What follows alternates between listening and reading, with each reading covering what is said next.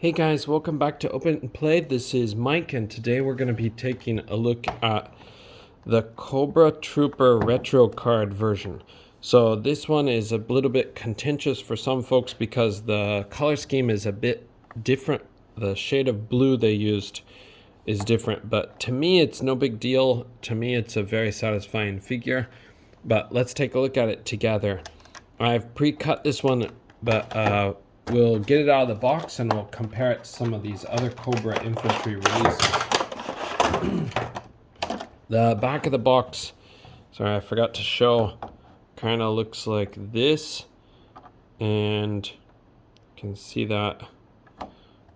But yeah, the Cobra Troopers, really cool. They don't quite have the same weapons as what I remember from the cartoon, but I may be mistaken.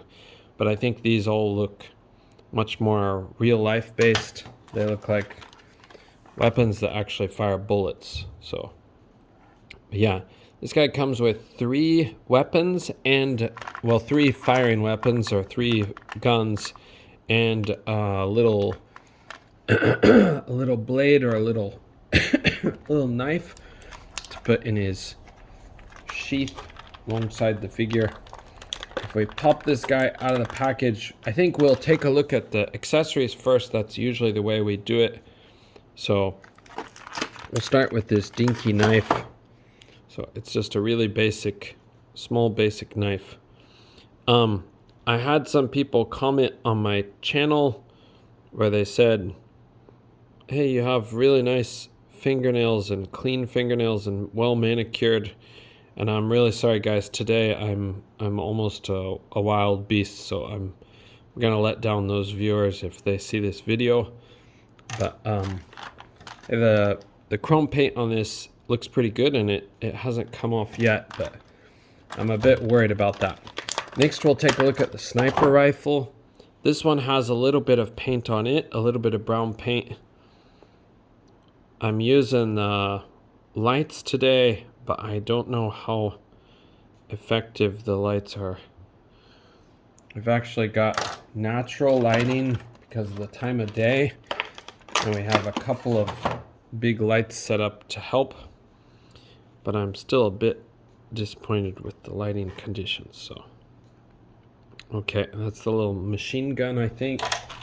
And we've got this, this pencil. Why did I say pencil? We've got this really thin, narrow pistol with the silencer. You can remove the silencer, so that's nice. But my God, this is hard to see. Is it just me? It looks really hard to see on camera. Silencer is kind of a cool design. It's kind of thin. Don't know how well that shows up. Okay, it's showing up. All right, and last accessory is his helmet. It does have a bit of a darker blue in there, but it's really negligible. It is kind of hard to tell that it has a different color. We'll get the figure out. I'm gonna try to pose this guy around like I usually would, but be warned, this room is really cold.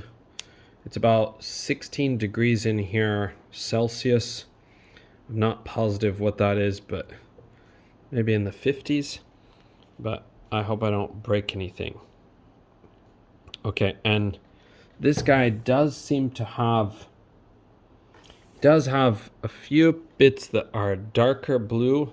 Sorry, it's not focusing. It does have a few bits that are a darker blue, but it is really negligible. They should have kind of leaned into that more because it's so hard to tell. Maybe it's almost as if they just did a wash on him instead of actually painting it like solidly another color. But he has this armband, which is I think supposed to show his rank. I don't really understand, but I'm guessing this means he's the lowest level, and if this is highlighted, it would be the second highest.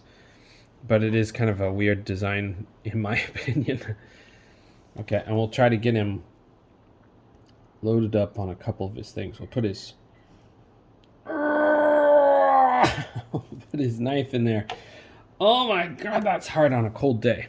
Okay, that's about as far as I can make it go. But okay, let's take a look at his posability. I think he has the usual G.I. Joe design, so his neck pivots and is on a ball joint, and then his head is on a further ball joint. So he's got the double ball joint. Oh, I'm sorry, I can't. You know what? It's not. It's like a Marvel Legends. It's a swivel or a disc swivel with a hinge. So it's not the same design, but it looks like it's very functional.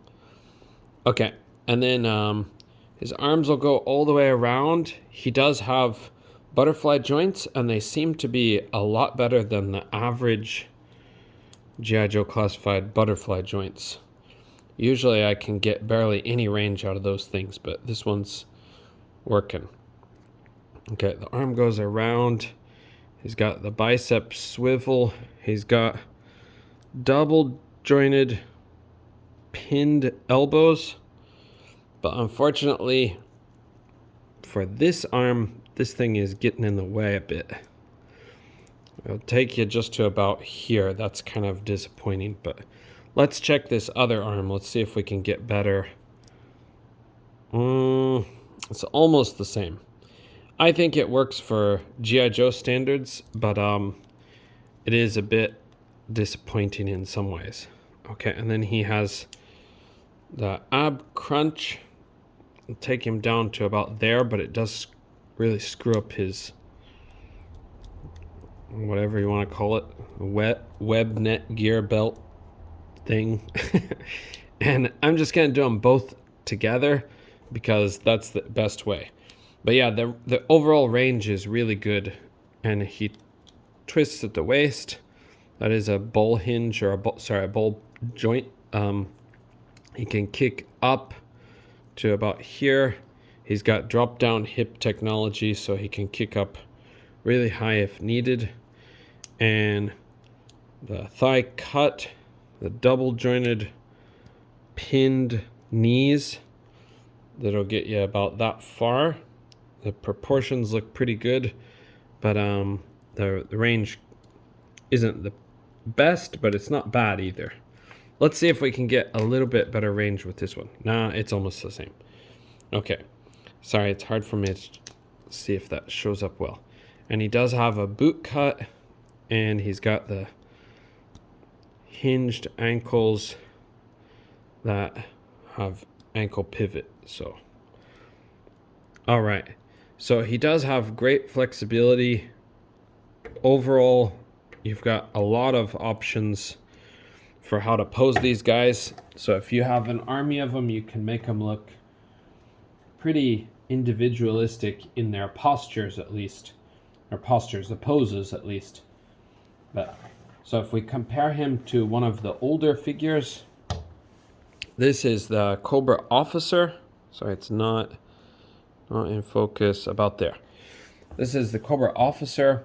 You can see the blues are a bit different, but I would also argue that even if we look at the Cobra Trooper female version, this blue and this blue are also a bit different, you could argue. But yeah, this is a much deeper blue. For fans of the cartoon, I think this will probably be, I don't know, preferred, but closer to what is at least my mind's eye of the concept of this guy.